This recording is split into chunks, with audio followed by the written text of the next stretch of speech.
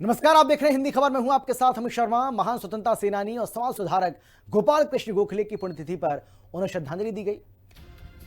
अपने एक्स पर मुख्यमंत्री नायब सिंह सैनी ने लिखा है, भारतीय स्वतंत्रता संग्राम के अग्रदूत एवं महान समाज सुधारक गोपाल कृष्ण गोखले जी की पुण्यतिथि पर उन्हें सादर श्रद्धांजलि।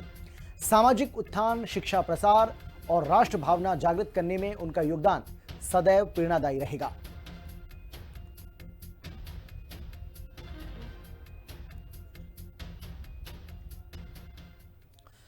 छत्रपति शिवाजी महाराज की जयंती पर मुख्यमंत्री नायब सिंह सैनी ने उन्हें श्रद्धांजलि दी।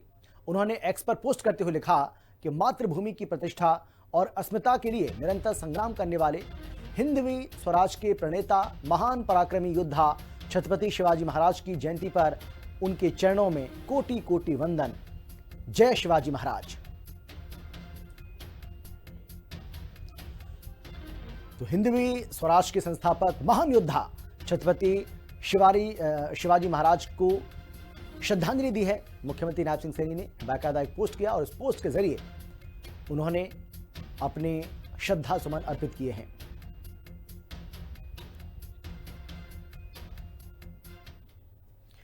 सीएम सैनी ने आरएसएस के दूसरे सरसंघचालक माधव सदाशिवराव गोलवलकर की जयंती पर उन्हें नमन किया। उन्होंने लिखा कि अपने प्रखर विचारों से जनमानस में राष्ट्रभक्ति की भावना जागृत करने वाले राष्ट्रीय स्वयंसेवक संघ के द्वितीय सरसंघचालक पूज्य गुरुजी माधव सदाशिवराव गोलवलकर जी को उनकी जयंती पर विनम्र नमन। और विनम्र नमन करते हुए उन्होंने लिखा कि गुरुजी ने संगठन और समाज को साथ लेकर सुदृढ़, संगठित, सुव्यवस्थित बनाने का सतत प्रयास किया तथा युवाओं को राष्ट्र सेवा के मार्ग पर अग्रसर होने की प्रेरणा दी। राष्ट्रीय चेतना और सांस्कृतिक एकात्मता के प्रति गुरुजी सदैव हमारी स्मृतियों में अमर रहेंगे।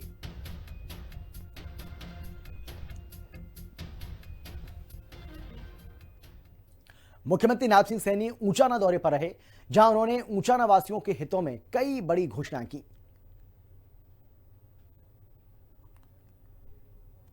कि आम आदमी ने यहां तो बोल दिया कि फसल खराबे का जो बाढ़ आई थी, पहले तो वहां का मुख्यमंत्री बोलता कि अगर किसी की मुर्गी भी मर जू उस मुर्गी का पैसा भी दूंगा।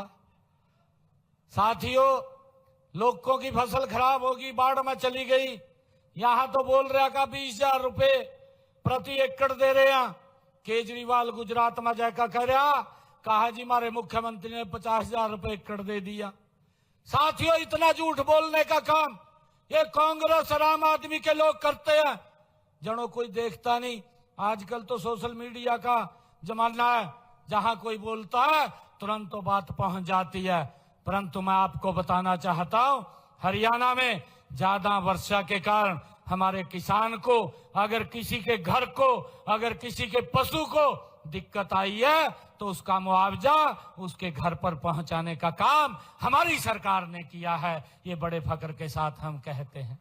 साथियों, मैं ये भी बताना चाहता हूं, कांग्रेस के 10 वर्षों में अगर मेरे किसान की फसल का खराबा हुआ है तो 1138 करोड़ रुपया इन्होंने दिया, और भारतीय जनता पार्टी की सरकार ने अगर मेरे किसान का 11 वर्षों में फसल का खराबा हुआ 15,500 करोड़ रुपया पहुंचाने का काम किसान के खाते में किया है। साथियों, लगातार ये सरकार किसान हित में काम कर रही है।